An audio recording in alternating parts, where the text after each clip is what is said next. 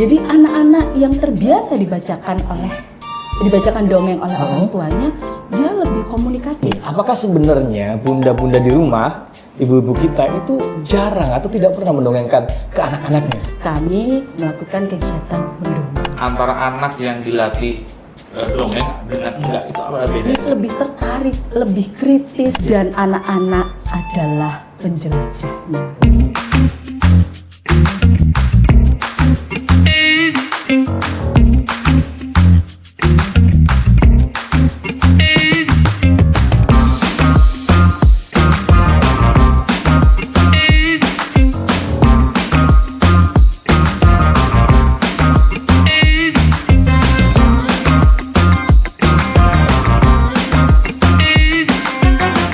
Maksudnya kita akan mengulik tentang PAUD. Nah, seperti apa ya? Iya. Apa kabar Bunda? Alhamdulillah, luar biasa. Yes, yes, yes. Kamu aja ini punya anak kecil makanya agak streng ya. Iya, aku berasa di kelas ini. Ada Bunda Nalurita. Bunda Nalurita. Iya. Sehat ya Bunda, alhamdulillah ya. Alhamdulillah, luar biasa. Wah, Bunda ini dari kecamatan? Camat Puri. Camat Puri. Iya, Camat Puri. Iya. Yang lebih muda. Iya, ngomong Iya. Oke, assalamualaikum warahmatullahi wabarakatuh. Waalaikumsalam warahmatullahi wabarakatuh. Mas Ferry, Mas Tata, gitu ya. Saya Nalurita Priscianini. Saya Bunda PAUD Kecamatan Puri yang juga merangkap sebagai Camat Puri. Alhamdulillah. Keren. Alhamdulillah. Ya. Seperti apa praktik baik yang dilaksanakan oleh Bunda PAUD Kecamatan Puri yang bersinergi dengan Lembaga Pendidikan PAUD? Tentu saja kami berdua membawa amanah yang luar biasa dari Bunda PAUD Kabupaten Mojokerto, bahwa kami membawa program-program yang terkait dengan anak usia dini. Kalau saya ini lagi getol-getolnya, lagi semangat-semangatnya untuk meningkatkan kemampuan literasi anak usia dini. Dengan apa nih? Dengan cara apa nih? Pada setiap momen-momen, setiap bertemu dengan lembaga-lembaga PAUD, tentu saja kami mensosialisasikan terkait gerakan mendongeng. Gerakan mendongeng. Jadi memberikan stimulasi kepada anak usia dini, memberikan stimulasi pada anak usia dini dengan membacakan dongeng setiap hari, setiap malam. Setiap hari, setiap malam. Sebelum tidur. Sebelum tidur. Karena itu cara yang sangat efektif untuk meningkatkan literasi anak. Sekarang lagi heboh anak speech delay. Karena didongengin HP. Nah, itu kan komunikasi satu arah. Iya. Kalau mendongeng, bagaimana mendongeng itu meningkatkan komunikasi antara orang tua dengan anak. Iya.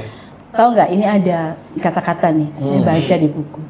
Membaca adalah jendela dunia, dan anak-anak adalah penjelajahnya. Wah, Luar biasa kan?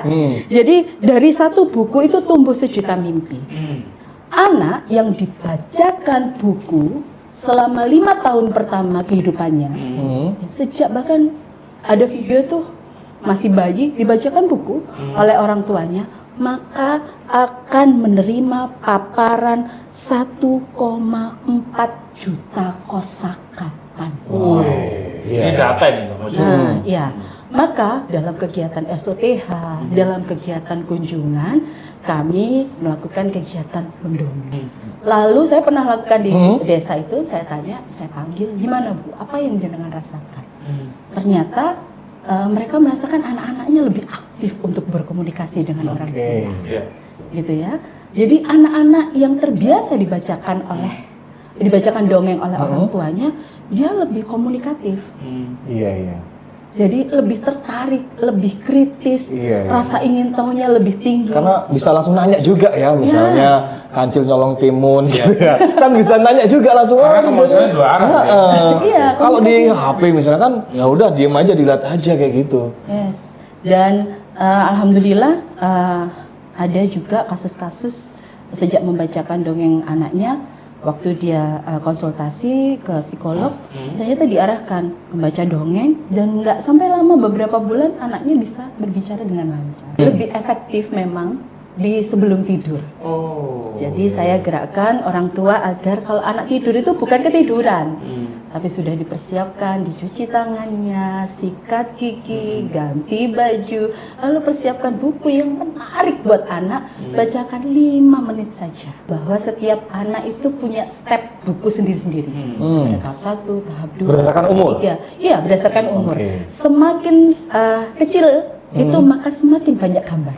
Oke. Kata-katanya semakin sedikit. Iya. Oke. Gitu. Mohon maaf, stop bentar Bunda. Perlu nggak sih bawa bukunya ketika mendongeng? Perlu. Atau hanya kita bercerita aja untuk orang tuanya? Perlu dong. Oke. Perlu dong. Kalau Meskipun setiap umur tadi mulai dari yang misalnya 1 tahun juga perlu bawa buku, Iya. perlu karena itu menunjukkan interaksi. malah kan? mendukung ya. Sangat interaksi.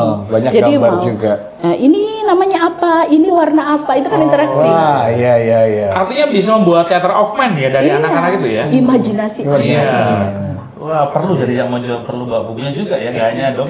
Iya. Keren. Ya, ketika antara anak yang dilatih dongeng dengan enggak itu apa bedanya? Selain lancar komunikasi, kemudian lebih kritis tadi yang Bunda bilang, selain itu apa lagi Bunda?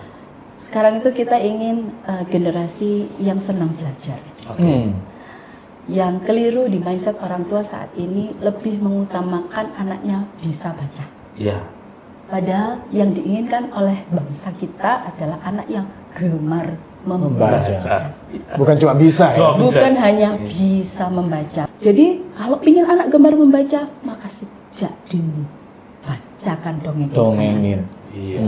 Itu lagi gerakan masif kita. Oke. Tapi kenapa muncul gerakan ini? Apakah sebenarnya bunda-bunda di rumah, ibu-ibu kita itu jarang atau tidak pernah mendongengkan ke anak-anaknya sebenarnya? Ya, karena gadget ya. Anak nol. Kan sudah kalah. Kalau dulu kayaknya sering didongengin ya, bahkan Iya. dinyanyiin kalau digendong zaman dulu ya. Dinyanyiin. Anak usia 0-2 tahun itu tidak boleh sama sekali berdasarkan ahli ya. Gadget ya. 0 sampai 2 tahun tidak boleh sama sekali paparan gadget. Sebenarnya seperti itu. Iya. Tapi kenyataannya untuk membuat anak itu tenang dan Diam. itu pakai handphone. Iya. Tapi di sini kita berprasangka baik aja, positive thinking bahwa nantinya pasti bisa dengan gerakan membaca ini ya. Alangkah baiknya ini bisa digaungkan lagi gitu ya Mas. Betul.